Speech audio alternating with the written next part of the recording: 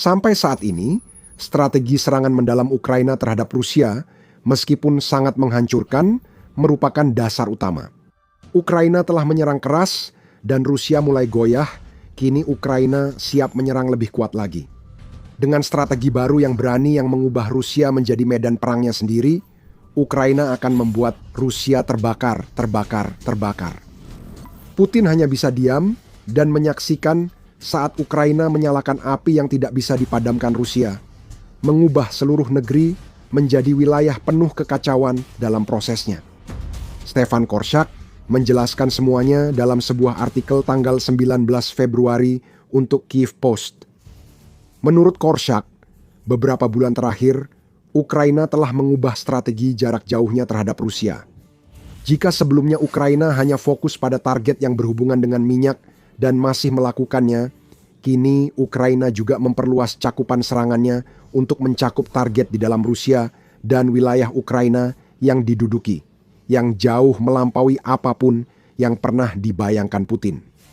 Kini, bukan hanya minyak dan gas yang terbakar di Rusia, tapi semua hal yang terkait dengan upaya Putin mempertahankan kekuatan militer Rusia. Ukraina menyerang pangkalan militer dan gudang amunisi Rusia dengan serangan yang belum pernah kita saksikan sejak invasi Putin. Unit-unit Rusia tertentu yang meluncurkan drone atau rudal sedang menjadi target, memungkinkan Ukraina untuk mengurangi tekanan yang mereka hadapi dari strategi jarak jauh Rusia dalam proses tersebut. Seperti yang akan Anda pelajari di video ini, strategi serangan jarak jauh Ukraina kini menargetkan infrastruktur listrik dan pemanas Rusia sebagai balasan atas serangan Rusia terhadap warga sipil Ukraina dan membawa perang yang dimulai Putin kembali ke tanah Rusia. Kami sudah mengatakan sebelumnya bahwa strategi ini berani dan kami memang bersungguh-sungguh. Selain memperluas cakupan targetnya, Ukraina juga meningkatkan kecepatan dan skala serangan jarak jauhnya. Korczak menjelaskan dengan mencatat bahwa pasukan sistem tak berawak Ukraina atau USF mengungkapkan pada pertengahan Februari bahwa Ukraina telah melancarkan lebih dari 240 serangan terhadap target di dalam Rusia dan wilayah pendudukan sejak Januari 2026 saja. Euromaidan Press memberikan rincian lebih lanjut tentang pernyataan ini, mengungkapkan bahwa serangan-serangan tersebut terjadi selama 48 hari pertama tahun 2026, dengan jumlah tersebut diungkapkan langsung oleh Mayor Robert Brovdi yang merupakan komandan USF dan salah satu orang yang berperan penting dalam pengembangan strategi drone Ukraina. Drone-drone USF menjalankan misi tempur harian ke wilayah operasional dan strategis, menargetkan infrastruktur minyak, bahan bakar, industri pertahanan dan vital, sistem pertahanan udara, SAM, stasiun radar, dan lainnya, kata Brovdi. Setidaknya selusin pangkalan udara militer dan banyak gardu listrik di Rusia serta wilayah pendudukan termasuk dalam 240 target itu, lapor Euromaidan Press. Inilah bagian terbaiknya. Daftar 240 target milik Brovdi itu belum mencakup semuanya. Dengan kata lain, jumlah sebenarnya adalah 240 objek lebih. 188 target lainnya di wilayah pendudukan di rawa-rawa yang belum disebutkan secara individual oleh Ukraina. Mari kita berikan sedikit konteks pada angka-angka ini sebelum kita membahas lebih dalam tentang strategi berani Ukraina dan pada akhirnya apa artinya bagi Rusia di tahun 2026. Serangan Ukraina terhadap 240 objek dalam 48 hari dengan drone jarak jauh dan menengahnya berarti Ukraina mencetak 5 serangan per hari terhadap target jarak jauh Rusia sejak tahun 2026 dimulai. Dengan menambah 188 target tanpa nama, jumlahnya naik jadi hampir 9 serangan per hari. Ini peningkatan luar biasa dalam kecepatan strategi jarak jauh Ukraina. Hal ini terlihat saat membandingkan data ini dengan tahun 2025. Menurut media United 24, senjata jarak jauh Ukraina berhasil mengenai sasaran di dalam Rusia sebanyak 371 kali pada tahun 2025 yang berarti sedikit lebih dari 1 target per hari. Perlu dicatat bahwa angka ini tampaknya hanya menghitung target di Rusia, bukan di wilayah pendudukan. Dan meskipun Ukraina juga menargetkan fasilitas lain selain minyak dan gas Rusia pada tahun 2025 dengan 91 serangan ke fasilitas kompleks industri militer, 25 ke fasilitas militer seperti pangkalan, dan 16 serangan ke lapangan udara, minyak dan gas tetap menjadi fokus utama Ukraina. Kilang minyak saja mengalami 88 serangan, dengan fasilitas penyimpanan minyak menerima 28 serangan, sedangkan pelabuhan terkena 15 kali dan infrastruktur gas diserang 6 kali. Ukraina kini mengubah strategi jarak jauhnya dari menguras uang mesin perang Putin menjadi strategi berani dengan menyerang semua target.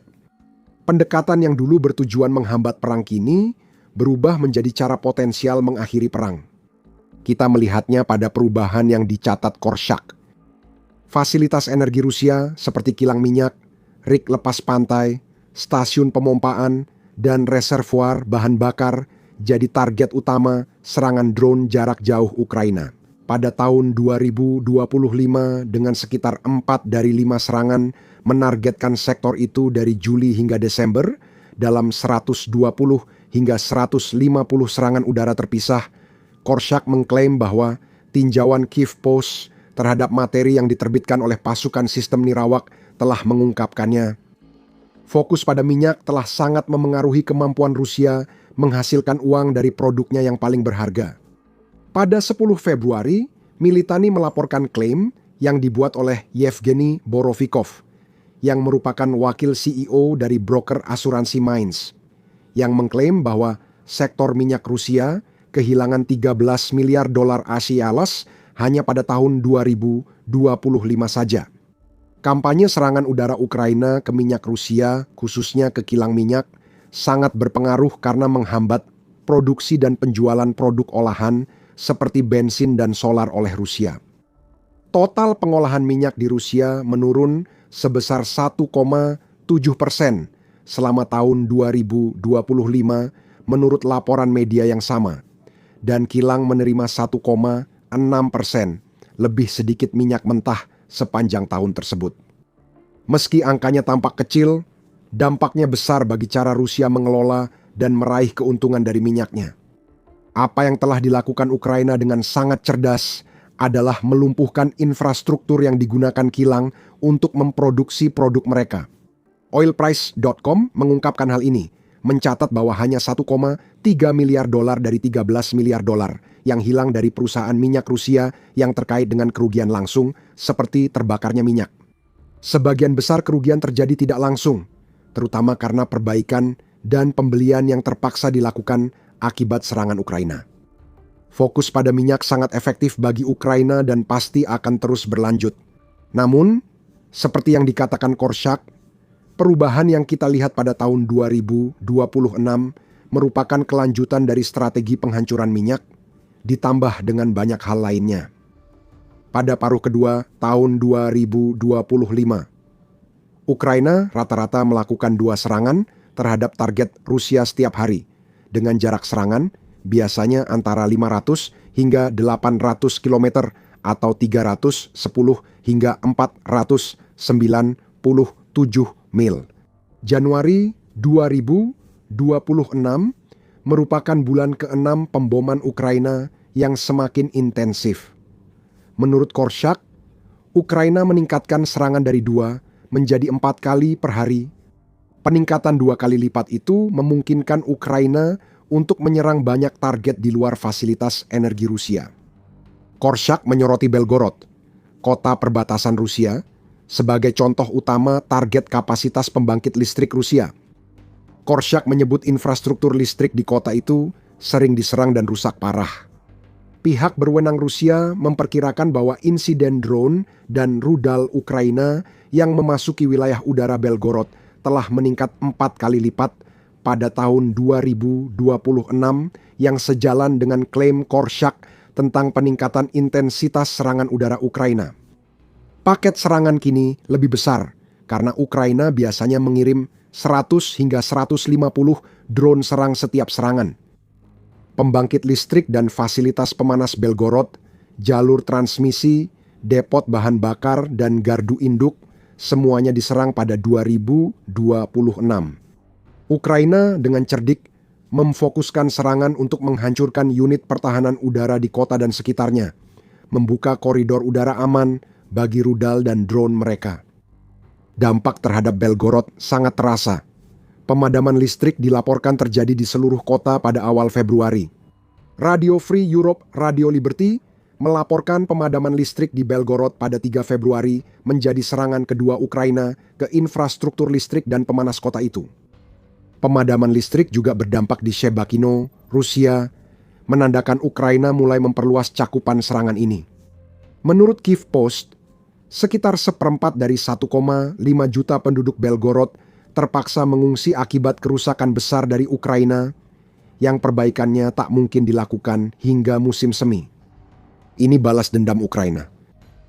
Sepanjang musim dingin, Rusia mencoba menghancurkan infrastruktur listrik dan pemanas Ukraina.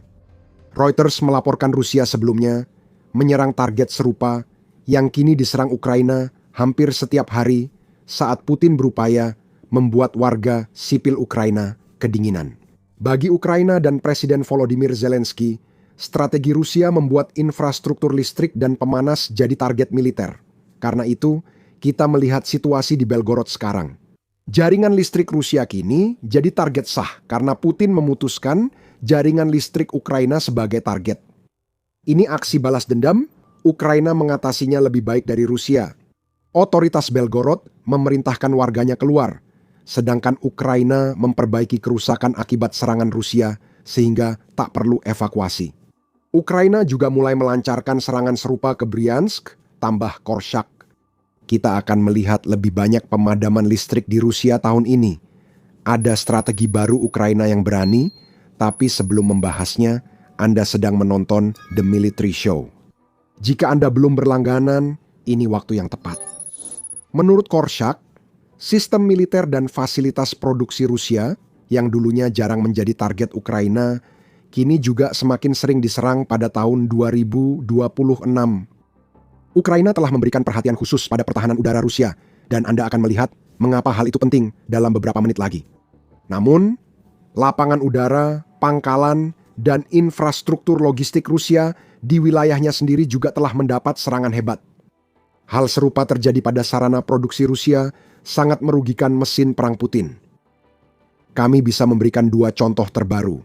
Pada 17 Februari, Business Insider melaporkan bahwa drone Ukraina berhasil melakukan serangan langsung ke pabrik kimia Metafrax di wilayah Perm, Rusia. Pabrik itu berjarak sekitar 1.600 km atau sekitar 1.000 mil dari Ukraina. Serangan-serangan itu makin berani, dan dalam kasus Metafrax, Ukraina telah merusak fasilitas yang memproduksi komponen kimia untuk bahan peledak Rusia. Hanya beberapa hari kemudian, pada 20 Februari, berita juga muncul bahwa Ukraina berhasil menyerang pabrik pembuatan rudal di wilayah Votkinsk. Terletak di timur Moskow, wilayah itu berjarak sekitar 1.400 km atau 870 mil dari Ukraina. Pabrik yang ada di sana memproduksi berbagai jenis rudal, termasuk Topol M antar benua dan rudal Iskander yang telah digunakan Rusia melawan Ukraina. Strateginya makin dalam. Selain serangan terhadap fasilitas minyak, ada juga serangan ke jaringan listrik Rusia yang ditujukan menimbulkan rasa sakit seperti serangan Rusia ke energi Ukraina saat musim dingin. Ukraina juga menyerang fasilitas lebih dalam di Rusia untuk memperlambat mesin perang Putin. Berani adalah salah satu kata untuk menggambarkan apa yang kita lihat. Efektif adalah kata lainnya. Ukraina memperkuat strategi ini dengan lebih fokus ke wilayah yang diduduki lewat penggunaan drone jarak menengah. Drone ini digunakan untuk menghancurkan pusat komando di wilayah Ukraina yang diduduki dan menargetkan operasi drone Rusia, menurut Korshak. Dia menyebut, Brovdi mengklaim Ukraina menyerang 44 titik peluncuran dan target drone Rusia dalam 24 jam menghancurkan 121 drone jarak jauh Rusia.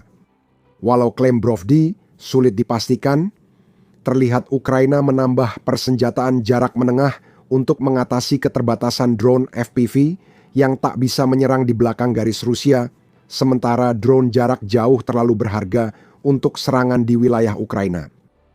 The National Interest menyoroti fokus baru Ukraina pada drone jarak menengah, menyebutnya evolusi pertahanan drone Ukraina dalam artikel 4 Januari. Tujuan Ukraina dengan serangan jarak menengah ini adalah untuk menghancurkan wilayah belakang Rusia. Dengan melakukan itu, Ukraina juga melemahkan serangan Rusia di garis depan. Semua masuk akal. Menghancurkan drone Rusia di Ukraina membuat drone itu tak bisa mendukung tentara di darat atau menyerang pertahanan Ukraina sebelum pasukan melancarkan serangan. Jika Anda menghancurkan pos komando dan titik-titik militer lainnya di garis belakang, serangan Rusia akan semakin melemah, yang pada akhirnya mengarah pada hasil yang tak terelakkan.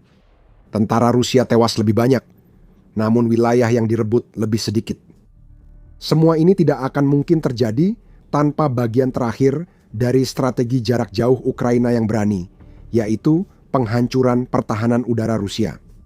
Kami sudah membahas bahwa hilangnya pertahanan udara Rusia membuat Ukraina menciptakan koridor udara aman bagi drone mereka melakukan serangan lain seperti yang dibahas di video ini. Pada 15 Februari, Kiev Independent melaporkan fokus Ukraina pada pertahanan udara Rusia yang meningkat pada 2025, membuat Rusia kehilangan sekitar setengah sistem pertahanan udara Panzer yang merupakan salah satu sistem terbaik Rusia untuk menargetkan drone Ukraina. Tidak perlu menjadi jenius untuk melihat logikanya di sini, karena menghancurkan pertahanan terbaik Rusia terhadap drone otomatis berarti lebih banyak drone Ukraina yang mengenai target mereka. Namun, ada serangan Ukraina lainnya terhadap pertahanan udara Rusia yang memiliki tujuan lebih langsung dalam membuka jalan bagi serangan yang terjadi segera setelahnya. Korshak mengungkapkan salah satu contohnya dengan mencatat bahwa sebuah video yang diterbitkan oleh pasukan sistem Nirawak pada bulan Februari menunjukkan mereka menghancurkan pertahanan Panzer di dekat kota Kerch dan Vardiska, selain juga menghancurkan peluncur S-300 di dekat Mariupol yang diduduki. Serangan-serangan tersebut yang bertujuan untuk melumpuhkan pertahanan udara di sektor itu terjadi pada pertengahan Februari dan kemungkinan mendahului serangan drone Ukraina terbesar dalam perang sejauh ini, yaitu serangan lebih dari 200 pesawat yang menghantam pesawat angkatan udara Rusia dan fasilitas darat di pangkalan udara Kacha dan Baalbek, jelas Korshak. Ukraina juga menyerang gudang rudal permukaan ke permukaan di Pasashnoya. Seluruh target berada di Crimea yang diduduki dan kemungkinan dijaga oleh pertahanan udara yang telah dilumpuhkan Ukraina beberapa hari sebelumnya. Ini adalah perluasan dari semua yang dilakukan Ukraina. Strategi yang awalnya fokus pada minyak dan sesekali menyerang infrastruktur militer Rusia kini berkembang pesat. Segala sesuatu yang dimiliki Rusia yang bahkan sedikit saja berhubungan dengan militernya, mulai dari pertahanan udara hingga pangkalan, sedang diserang oleh Ukraina. Begitu juga jaringan listrik di kota-kota perbatasan yang digunakan Rusia untuk melancarkan serangan. Kecepatan Ukraina meningkat pesat, sementara Putin hanya bisa melihat lebih banyak mesin perangnya hancur. Tidak banyak yang bisa dia lakukan lagi. Ukraina juga telah menghancurkan pertahanan udara andalan Putin untuk melindungi aset militer Rusia. Putin mungkin bisa memprediksi ini jika tidak terjebak keinginan pamer kekuatan, bukan memahami realitas perang yang dia mulai. Petunjuk strategi baru Ukraina yang intens dan berani mulai muncul pada 2025, namun Rusia mengabaikannya. Pada Februari 2024, Reuters melaporkan ambisi Ukraina memproduksi ribuan drone jarak jauh untuk menyerang Rusia. Butuh waktu untuk membuat drone-drone tersebut dan memproduksinya dalam jumlah besar, tetapi Ukraina telah melakukan apa yang dikatakannya dan sekarang mereka memiliki lini produksi yang dapat menopang serangan dalam skala besar, seperti yang telah kita lihat sejauh ini di tahun 2026-20. Desember 2025, kontributor Forbes Vikram Mittal mencatat Ukraina mulai meningkatkan strategi jarak jauh pada November dengan menyerang situs militer Rusia yang tak selalu terkait minyak. Dia mengatakan alasannya adalah Ukraina ingin memperkuat posisi tawar dalam pembicaraan damai dengan menunjukkan mereka bukan pasukan yang kalah seperti klaim Putin. Itu mungkin masih berlaku meskipun juga jelas bahwa Ukraina telah menemukan strategi yang begitu merugikan Rusia sehingga berpotensi mengakhiri perang. Apa yang dulunya hanya mengikis kekuatan mesin perang kini telah berkembang menjadi upaya mengubah Rusia menjadi wilayah penuh kekacauan. Dan masih banyak lagi yang akan terjadi, jauh lebih banyak. Ukraina meningkatkan strategi jarak jauh dengan membangun lebih banyak drone, serta mengembangkan rudal dan hibrida drone rudal yang mampu menimbulkan kerusakan lebih besar. Flamingo, Ruta Block 2, dan Sapsan adalah senjata buatan Ukraina yang memberi negara itu lebih banyak opsi untuk menghantam target Rusia dan memperluas jangkauan serangan. Flamingo saja memiliki jangkauan operasional sekitar 3.000 km atau sekitar 1.860 mil yang menambah banyak target baru ke dalam agenda Ukraina. Rusia kini diserang lebih dalam dari sebelumnya, dan karena Ukraina fokus melumpuhkan pertahanan udara negara itu, Rusia tidak bisa berbuat banyak. Tambahkan senjata lain, seperti Nightfall buatan Inggris, yang merupakan rudal balistik yang menurut pemerintah Inggris akan meningkatkan kekuatan tembak Ukraina saat tiba, dan Anda mendapatkan beragam potensi serangan jarak jauh yang baru sekarang mulai terwujud. Di bidang drone, Ukraina juga memenangkan pertarungan ekonomi, yang merupakan faktor utama lain dari strategi baru yang berani ini. Menurut artikel Forbes 1 Februari oleh Vikram Mittal, Ukraina kini membuat drone pencegat seharga $1.400 untuk melawan drone jarak jauh Rusia Garan yang $35.000. Saat Ukraina menghancurkan Rusia dari dalam, mereka juga membuat senjata pertahanan baru yang murah untuk mengurangi dampak serangan drone Putin. Semua upaya Rusia untuk menyesuaikan drone Garan mereka terhadap pencegat Ukraina tampaknya tidak berhasil. Jadi, saat pertahanan udara Rusia melemah, memungkinkan lebih banyak serangan mendalam ke wilayahnya, pertahanan Ukraina terhadap drone Rusia justru semakin kuat. Putin kini harus menghadapi kenyataan. Ukraina telah menjadikan Rusia medan pertempuran tanpa perlu mengirim lebih banyak pasukan ke sana. Drone yang dulu menghancurkan fasilitas minyak kini diarahkan ke pangkalan militer, pusat logistik, pertahanan udara, bagian utama kompleks militer industri Rusia, dan jaringan listrik Rusia. Tahun 2025 adalah tahun yang buruk bagi Rusia di lini jarak jauh. Tetapi tahun 2026 itu akan menjadi kekacauan total. Karena Ukraina memiliki semua pertanyaan dan Putin tidak punya satupun jawaban. Dan jika Anda membutuhkan contoh lain tentang seberapa beraninya strategi jarak jauh Ukraina sekarang, Anda hanya perlu melihat sesuatu yang mereka lakukan pada awal Februari. Targetnya Kapustin Yar, markas program rudal Oreshnik Rusia. Ukraina melakukan sesuatu yang tidak dapat dipulihkan terhadap kekuatan nuklir Putin dengan strategi barunya. Tonton video kami untuk info lebih lanjut. Jika Anda suka, jangan lupa berlangganan The Military Show agar tidak ketinggalan update. Terima kasih telah menonton.